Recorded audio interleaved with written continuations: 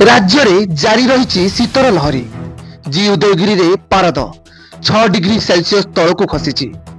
एठारे राति तापमात्रा 5.2 degree record होईछि।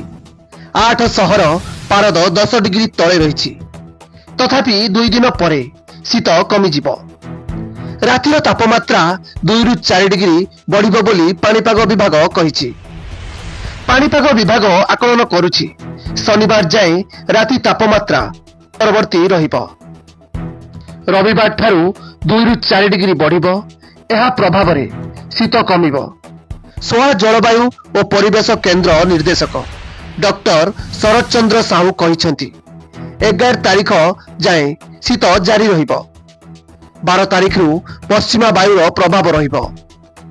एथिपई राति तापमात्रा 2 रु 4 डिग्री बढ़िबो एवं शीत कमिबो। 16 तारीख रु पुणी ठंडार प्रकोप रहिबो। फेब्रुआरी मास द्वितीय सप्ताह जाए ठंडा जारी रहिबो। तेबे मझिरे पारद उपरमुआ तो आउ केबे तलमुआ हेबो बोली से पूर्वानुमान करिसंती। शुक्रवार अर्थात आज फुलबाणी, झारसुगुड़ा और राउरकेला रे 7 डिग्री, केन्दुझर और सुंदरगढ़ रे 9 डिग्री, कोरापुट और संबलपुर रे राति तापमात्रा 11 डिग्री रहिबो बोली पाणीपाग विभाग आकलन करिछि। आसंता काली सुंदरगढ़, कंधमाल और कोरापुट रे घन कुहुड़ी दृश्यमान होई पारे बोली विभाग पक्षरु सूचना मिलिछि। ब्यूरो रिपोर्ट 10 भुजा टीवी। एमिति नुआ नुआ न्यूज अपडेट पई आम चैनल को सब्सक्राइब करंतु। हां, लाइक शेयर करिया पई जमा भी भूली बेनी।